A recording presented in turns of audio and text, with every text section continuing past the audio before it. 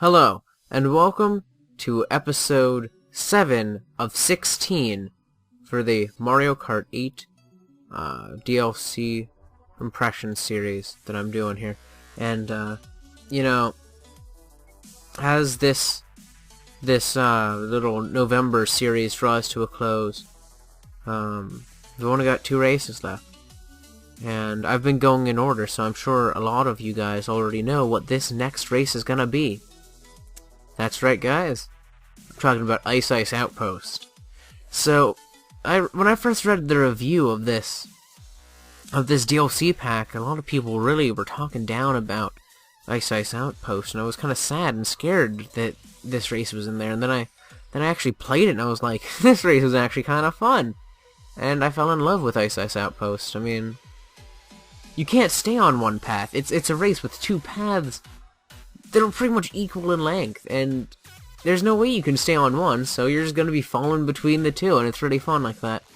I mean, it's one of the races that it has really hard shortcuts, and there's not many of them. There's only like 3. And, it kind of made me remember this one quote from one of TWD98's videos. Troy said, basically, what makes Nintendo's races in Mario Kart so phenomenal and so amazing is that they're easy to race, they're easy to learn, but they're hard to master.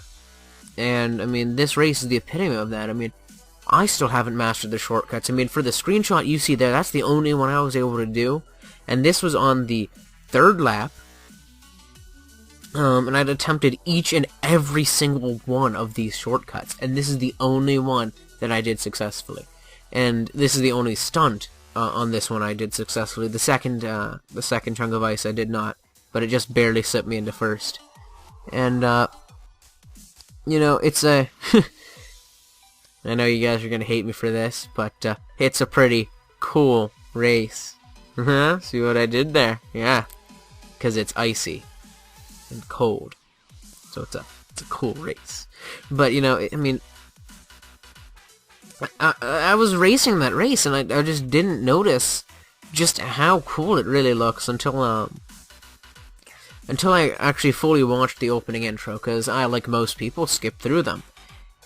And I was watching it, and I was like, wow, this is actually a really intricate, really awesome looking race. And it's one of those races that's just crazy but really fun.